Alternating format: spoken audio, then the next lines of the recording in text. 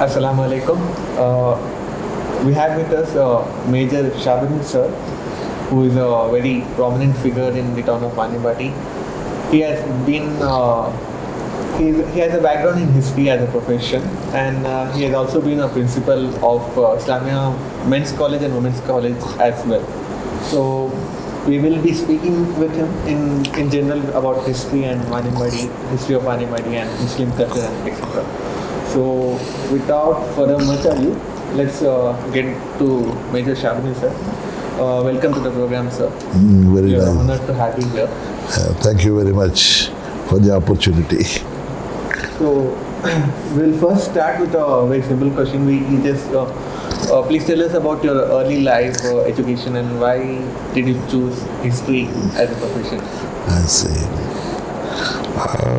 I hail from Palakkad, a small town in the Rohde district. I had my schooling only in Palakkad High School. Then my graduation, post-graduation and doctoral degrees from Madras Christian College, Tambram. And in 1973, immediately after my post-graduation, the very next day I joined as a lecturer in history and political science at New College, Chennai. In 1975, I came over to Maniyambadi, Islamia College, as a lecturer in the Department of History when the MA History was introduced here. I love history like anything, and since then I was working in the Department of History. In 2000 I was promoted as principal of the college, men's college, and then in 2009 I got retired. In 10 I was appointed as a principal of women's college, Islamia Women's College, and in 2016 I got retired. At present I am a resource person of Aligarh Muslim University Center for Academic Leadership and Education Management. Apart from that, in the VME Society, they have given me a post called Director for Non-Formal Education, wherein we are taking care of different aspects of informal education for the development of Muslim education, Muslim community, such as micro scholarship English access program in collaboration with the government of USA. Then this training program for the college teachers in collaboration with Aligarh Muslim University. Likewise, I have been doing a lot of things at present. So any historian when he passes out of the college, uses a particular period for his as his interest and works on it. So what is your period of interest? Actually, I got interest in history because when I was a student, I had some good professors like Professor Gopalakrishnan, Professor Ganapati, Professor Sayyid Azmatullah Sarbidi. They used to come and address the students. I was inspired by the lectures actually, and even from my childhood, I had a passion for history. In my opinion, history is very essential for every community, every individual, every society, every organization. If you forget history, then that community cannot survive, it cannot overcome the challenges, it cannot flourish. This is my strong conviction. We used to say that just as memory is very important for a man, history is very essential for any society, any community. That kind of conviction I have. That's why I have taken a lot of interest in studying history, especially Indian history, European history, global history, world history and all. I have been concentrating only on the promotion of the historical literature. As I understand, I guess you have written also a book called Distortion of History. Not only that, yes, Distortion of History, that was the summary of my speeches which I delivered regarding the distortion of history. during 2000 onwards, the historical facts were completely manipulated, distorted, and they are presented in a different way. History has been taken up as a tool by the vested interest to create a kind of division among the community, to develop hatred among the communities, and to create a kind of polarization. When this kind of efforts were taken and outright distortion was done, we have taken up as a movement to fight against it. We pointed out to the mistakes which they have done, where they have done, how they have done, based on evidences, etc. Actually, I delivered speeches at Hyderabad, Chennai, Kuttalam, Coimbatore, Trichy, and even Vaniyambadi. We organized a number of conferences on distortion of history. One such conference was organized even in Vaniyambadi. Great historians across the country were invited. We deliberated on various issues. We pointed out the mistakes where, for example, in some textbooks in North India, especially in UP, it has been written like that Muslims worship a black stone. They worship a black stone. It's not a fact. They want to set the Hajar Aswad as if it's an idol. They are idol worshippers. For example, beef eating is introduced in India only after the coming of the Muslims. This kind of things are introduced, and history has been completely distorted. And to fight against this kind of distortion of history, we started a movement. For example, Professor Sadiq, the former Vice Chancellor of Madras University, similarly Umayyad, the Organization of Muslim Educational Association for Education Institutions all over Tamil Nadu, BRC, VME Society. Likewise, our organization joined together, and we organized a number of conferences, and we were invited to deliver lectures. And I summed up the whole thing and brought out a book called Distortion of History. Is there any brief example that you would like to quote from the book, sir? Glaring examples are there. For example, you take Aurangazeb, the classic example. Aurangazeb is projected as anti-Hindu. Just one example I'm telling you. He is projected as anti-Hindu. He imposed jizya on the non-Muslims. He destroyed temples. He molested the Hindus. Something like that. But actually, history is entirely different. The Prime Minister of Aurangazeb was Raghunatha Rao, a Brahmin. If you take up the army of Aurangazeb, majority of the men in the army of Aurangazeb were Rajputs, Jats, Hindus. They all accepted his supremacy, his leadership, and they fought for his leadership. As far as destruction of temples is concerned, of course, he has destroyed a temple. But the circumstances that led to the destruction of the temple is entirely different. It is wrongly projected. Actually, there was one historian by name B.N. Pandey. B.N. Pandey was the former governor of Orissa. He was a congressman, a great lover of history. He was the mayor of Allahabad municipality. And when he was the mayor of the Allahabad municipality, a dispute came to the municipality regarding the land of a particular temple. The owners claimed that this land was given to them by Aurangazeb through a farman. When this was brought to the notice of B.N. Pandey got shocked. It is projected that Aurangazeb was anti-Hindu, but here you have got a farman wherein you have stated that this land was given by Aurangazeb.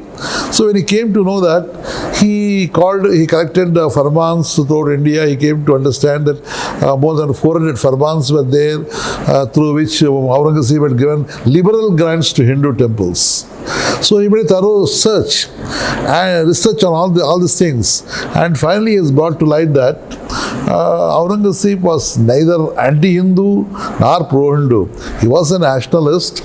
He wanted to establish his supremacy. Political authorities were very important to him.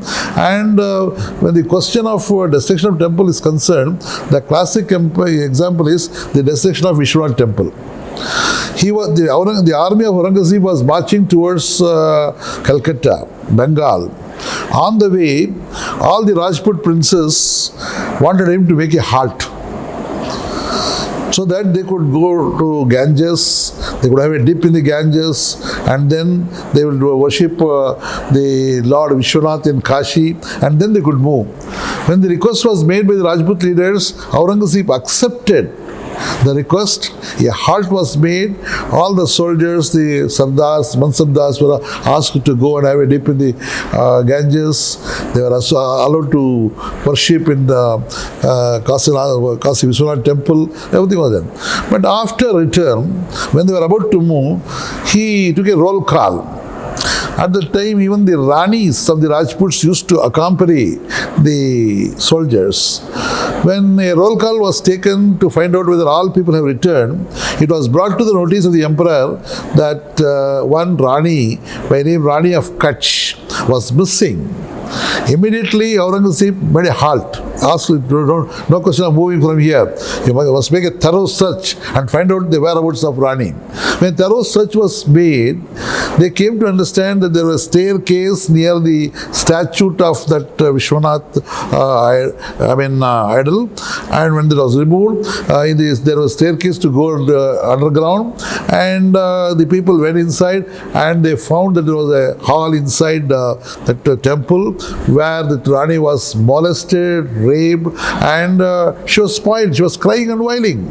When they came to know that the whole culprit who did this kind of rape was the Mahant, the chief priest of Vishwanath temple, then the matter was brought to the notice of the emperor. The emperor, at the request of the Rajput leaders, said that the sanctity of the temple is now spoiled. Therefore, this temple is to be destroyed. So, at that instruction only, he ordered for the destruction of Kashi Vishwanath temple, not with the intention of actually destroying the temple.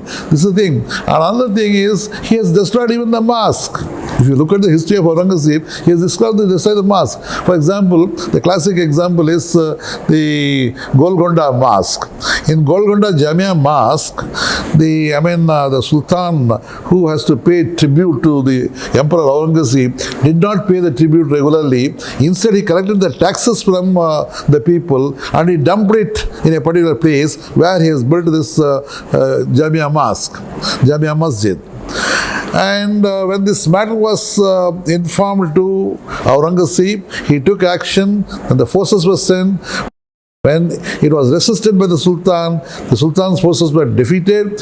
A crushing defeat was inflicted on the Sultan. Then the mosque, Jamia Mosque, was also demolished. The treasures which were dumped beneath that mosque was unearthed. There was the question of religion was not there. It was all political things. He took political decisions, but it is wrongly projected as religious. And that's why these kind of things are there. Similarly, you can take up Tipu Sultan. Tipu Sultan was a secular king, but people have projected him in a different way. So these kind of things, we took up the issues. We highlighted how these people are distorting the history, and we want objective history to be followed by anyone.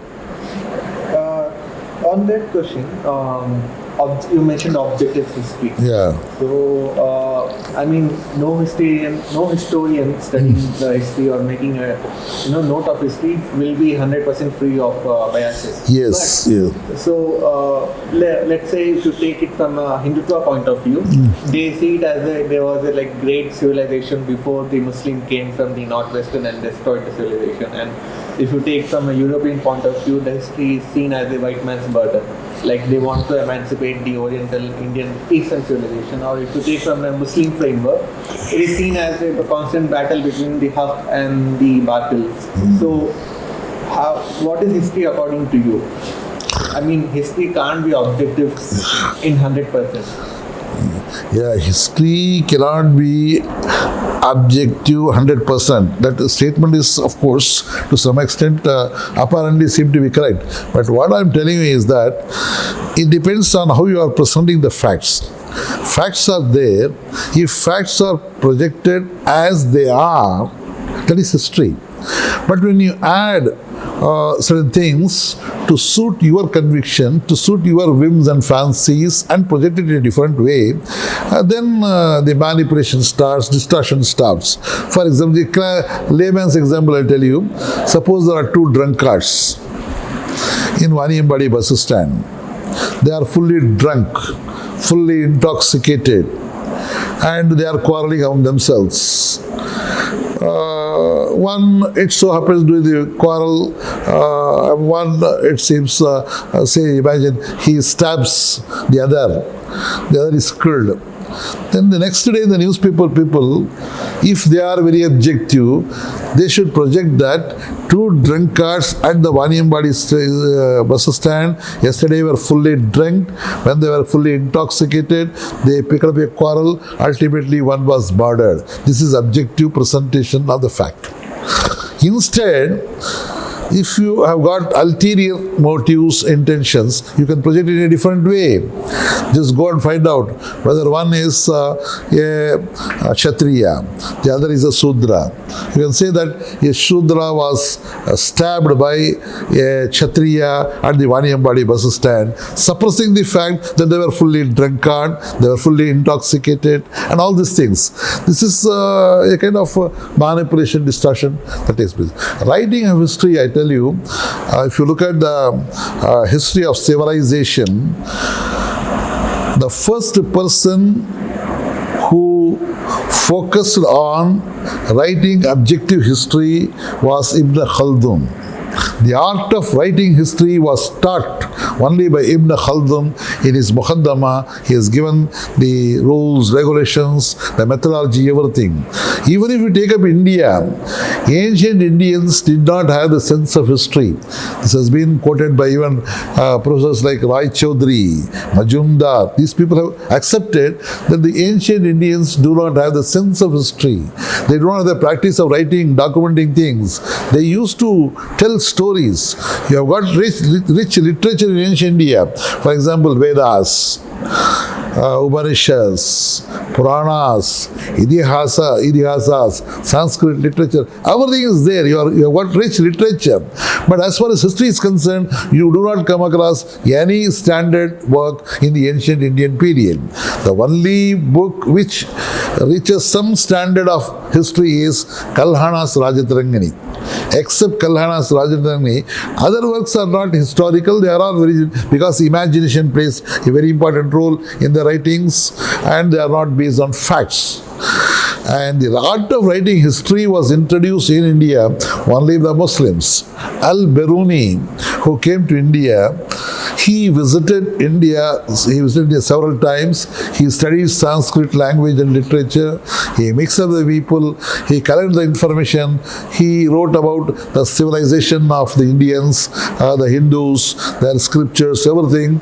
And even the messages given in their Upanishads, in their Vedas, everything was summarized, and he wrote the book called Kitabul Hind. After that, during the medieval period, you come across historical works where the thinking of documenting the society, the social, political, economic, and cultural events. That kind of thinking developed only during the medieval period, and this is a different thing. Generally, 100% true history cannot be, but history to the maximum, based on evidences, sources that can be given. Interpretations may differ, but facts are facts. Interpretation, but now outright what they do, they completely suppress the things. For example, beef eating was introduced in India only by the Muslims. Is it a fact? Ramila Thapar, the great historian, has pointed out that during the ancient period, beef eating was widely prevalent in India. If you take up the Upanishads, she quotes the slokas where it is insisted that a pregnant lady who takes beef regularly will be getting child, a male child, and that child will live a long time. Something like that. These things are all there, and she has very beautifully pointed out. So even in the ancient period, beef eating was here. But But when you write like this, beef eating was introduced in India only by the Muslims, suppressing all these historical facts. It is not merely, manipulation and distortion. It is completely, projecting history in a different way. That kind of things should not be there. Interpretations may be there, interpretation may vary, but here suppressing the historical facts and projecting something new to suit their personal interest is unethical, and that is not historical. Well, I agree with you, but you mentioned facts of fact, like objective evidence, which can be taken out. But in this era of postmodernism, post-truth, where everybody has their own truth. So how do you navigate history through this postmodernism? Like everyone has their own fact, everyone is entitled to their own fact. They don't even come together on basic fundamental things. Let's take the example of Padmavati. Padmavati was a work of fiction. It was a long poem. Yeah. But now, the major there's a group, major Rajput group, which believes it to be an actual history. So how do you navigate through this? Beliefs, faith, this cannot be equated with history. Beliefs, I believe in certain things, but I cannot say that is history. Beliefs are something different. Historical developments are those developments of man. People in general start taking their belief to be fact, absolute fact. How do you then navigate through that? There is the, what shall I say, the kind of unfortunate development. Beliefs cannot be historical facts. That is a very strong thing. You may believe in certain things, but that is your belief. As far as history is concerned, there is a belief of the people. See, in history, I tell you one thing. When Adolf Hitler became the leader, he took up history as a weapon. Through history, you can change the mind of the people. You can brainwash them. You can, completely bring it under your control. Likewise, some vested interests, they have taken up education and history as a tool to, brainwash the people and to bring them under the control and to go ahead with their ideology. Goebbels' policy you might be aware of. When you go on telling lies repeatedly, it will be accepted as fact. These are all methodologies which they have adopted. But as far as history is concerned, they will say these are all things which cannot last long. So if you want to establish certain things, you must have proper evidences, sources. Without sources and evidences, you cannot establish anything. Interpretations may vary, but these things, some certain unfortunate developments that have been taking place at present, but it will not last long. Let's come back to our town. Yeah. So we have written a thesis on North Arcot and Manimbadi. Yeah. Please give us a brief overview of history, how it started and all. As far as Manimbadi is concerned, we have got references of people here, especially Tirupattur, Vaniyambadi and Ambur. We have got references of people living in this particular area from the 10th century onwards.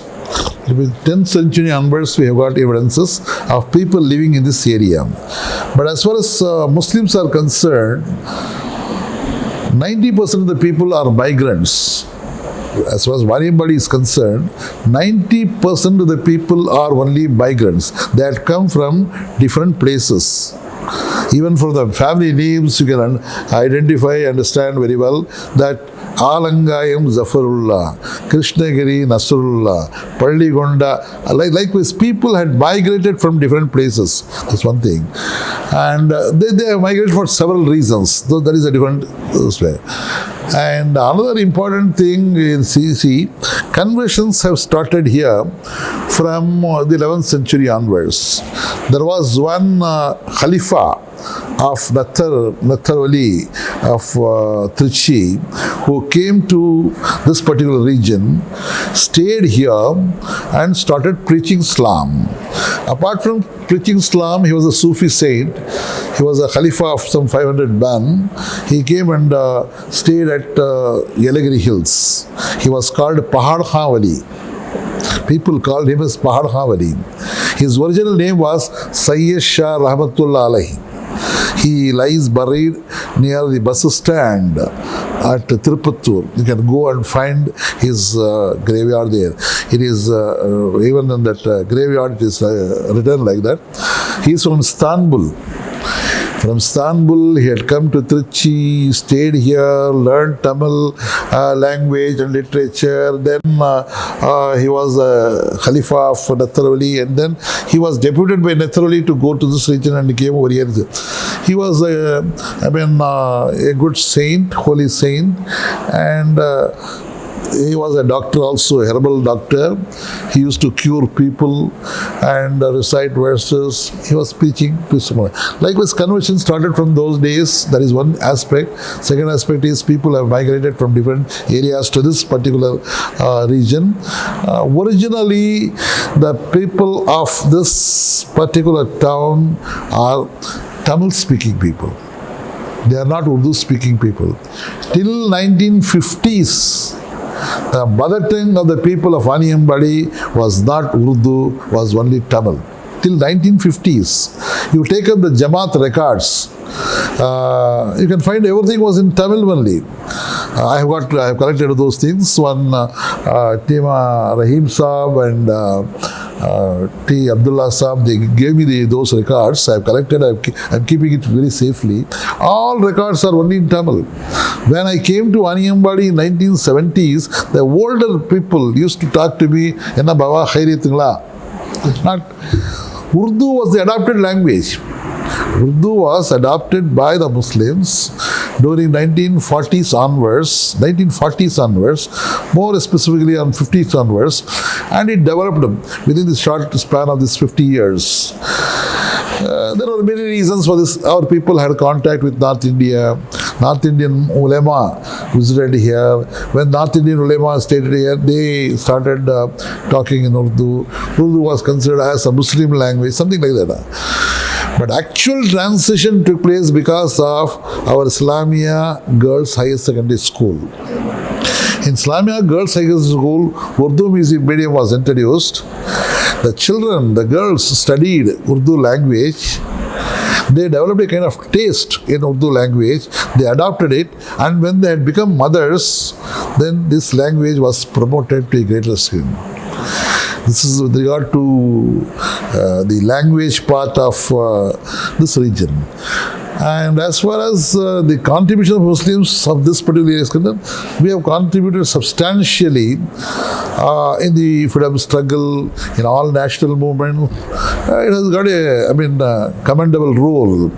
In this, I gave a special talk also, contribution of Aniyambadi in freedom struggle in one of my lectures in our college recently. Mentioning the contribution to the freedom struggle and also political significance, we have, I heard that there is a record of people passing resolution against Balfour Declaration in 1917. Not only Balfour Declaration, in every national movement, in every such important national or international significant developments, these people reacted. For example, you take up this Lucknow Pact. The Lucknow Pact, which brought Congress and the Muslim League together, which brought a kind of change. The architect of Lucknow Pact was one Yaqub Hassan said, the secretary of Islamia College. The secretary of this college had taken so much lead in the national politics that he was presiding over the Lucknow Pact. Likewise, you can come across hundreds and thousands of instances where our people have reacted not only to national but international events. So, you mentioned that we had a very political, we were very political active life, like in collective sense. So why do you think that happened, especially here? Why are we so sensitive towards the politics and? For example, even education, if you take up education, Vaniyambadi people were the first to establish educational society because they were inspired by the movement of Sir Syed Ahmad Khan, and as a result they have established schools and colleges. And when there was a great opposition to secular education, opposition from our own ulema for this secular education, the people of Vaniyambadi took up the lead, they fought for this and they introduced it. Why this kind of awareness? Because Muslims of this region had wider contacts. Business was one big reason for business. They had wider contacts, and when they had wider contacts, they were inspired and influenced by such contacts. That's the simple reason. For example, when Syed Ahmad Khan started All India Mohammedan Educational Conferences, our people have participated in that. And their participation in the Madras Mohammedan Educational Conference was substantial. And as a result of that, they invited and had a conference even at Vaniyambadi. Vaniyambadi Mohammedan Educational Conference of Syed Ahmad Khan is a very great event. Some 5,000 people have participated. The principal of Baqiyatul Salihat, Abdul Wahab Sahib, presided over this, and great personalities have come over here. It's all because of their wider contacts through business. So, on another thing you mentioned, like Urdu was not the major lingua franca of this region till like 1950s, even 1950s. Not the mother tongue. Language was there, even poets were there, but it was not the mother tongue of the people. So, what? No. Urdu has got a good history, but it was not the mother tongue of the people of Vaniyambadi. So, what? Arabic Tamil, they call it Arabi language, Arabic Tamil, that was here. The letters would be only in Arabic. Arabic also, a peculiar Arabic, but when you read that, it will become Tamil. They will write down alif na, something like that. So script was Arabic. Face out the Arabic language. Arabic language disappeared not only from Vaniyambadi but all over Tamil Nadu. The Arabic language was very popular in south also, in Kedakkarai and all those areas. Arabic language was very strong. The causes for the disappearance of the language are several. Number one, people in the madrasas, they focused on this language. It was a madrasa language. But when Tamil became very popular, and when our people got identified with Tamil culture and all, they thought that there is no need for a separate script. They could adopt the world itself. That's how the southern people have adopted. But here in North Arcot, people, because of their connections with North India, connections with the ulema of North India, they developed a kind of liking for this, and since they used to go to North for business and all, naturally it was very convenient for them, and that's how they have taken it about. So, The main transition took place because of our school. That is my strong conviction. In the Islamic girls' school, girls studied Urdu language and they became mothers. They started promoting Urdu in the families. In course of time, it has become the mother tongue of the people, and now we promote Urdu language. so was it a positive change, beneficial, or was it a boon for us? It depends on how you look at it. How do you look at it? In my opinion, language is after all a language. There is all, but it has got several disadvantages for the community. For example, had they not switched over to Urdu, had they continued with Tamil, our children would have got more benefits. Today, if you take a survey, many Muslim students could not get employment in government offices and all because of their lack of Urdu, Tamil language. Even people who got appointment in the government services, they could not get promotion because they could not pass Tamil test. even the lower level. It's a kind of impediment for them. I'm not against Urdu. This is my mother tongue. For information, in our families, we studied up to 5th standard only in Urdu medium. I studied only up to 5th standard in Urdu medium only. So Urdu is my mother tongue. I am not against Urdu, but this change ultimately is not good for our community.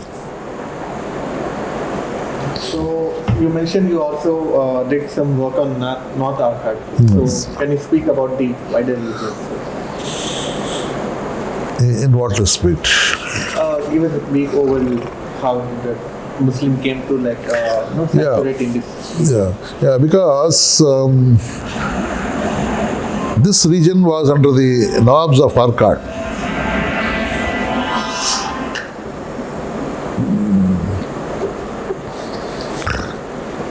Nawabs of Arcade.